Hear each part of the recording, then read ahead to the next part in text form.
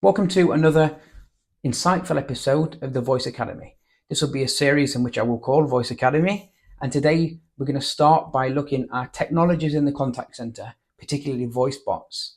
These systems are normally single modal, primarily auditory, and voice focused. In this episode, we're going to explore barging feature. This allows users to interrupt a voice bot while it's speaking. Though all voice bots typically have this capability, their effectiveness can vary significantly. Barging-In enables dynamic and efficient interactions, but it's crucial to understand when to use barging and how to use it effectively.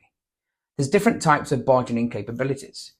We could have a noise-triggered barging so that if we hear anything at all, it can barge in. Typically disruptive and not that helpful. You may have experienced when a car goes by, barges into the voice bot, and normally a little bit frustrating.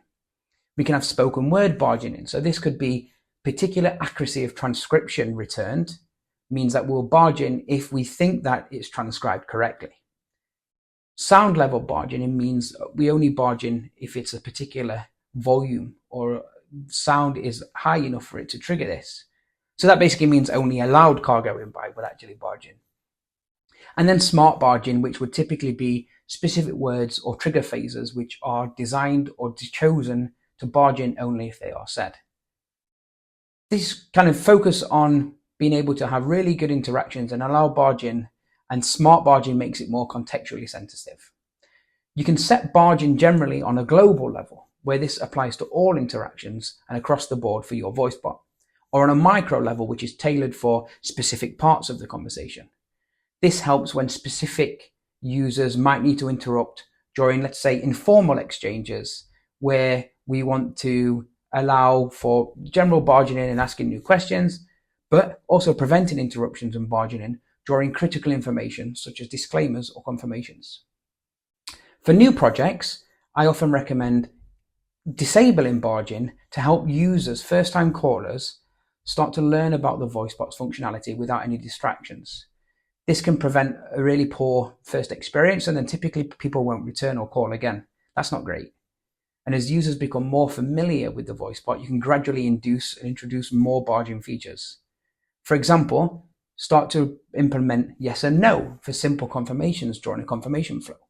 Users often know if they want to continue or they want to confirm, and then this preemptively replies while the VoiceBot is talking, and you can continue. Each setting typically serves its own purpose, whether it's applied globally, micro levels, or smart barging. It's crucial to tailor these settings to the specific use cases and the company's needs. Experimenting with these during implementation, testing the configurations is very important when implementing a voice application to ensure that the user's experience will be equally as good regardless of which barging features or which conversation flows they trigger.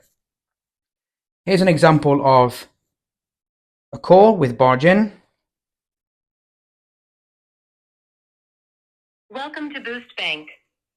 How can I help you? Yeah, can you help me with my travel insurance? I can help you with travel I want to barge in. insurance. Can I barge in? Can I Would barge you in, like please? to know what it covers? Okay, I'll the purchase cost, it. Or anything else related? Great to hear. We'll add this. Okay, so in that case, I couldn't barge in until I said I would actually purchase the insurance. Comical example, but it shows you the purpose of smart barge-in and only allowing people to barge in when it's actually relevant and valuable for both them and your organization.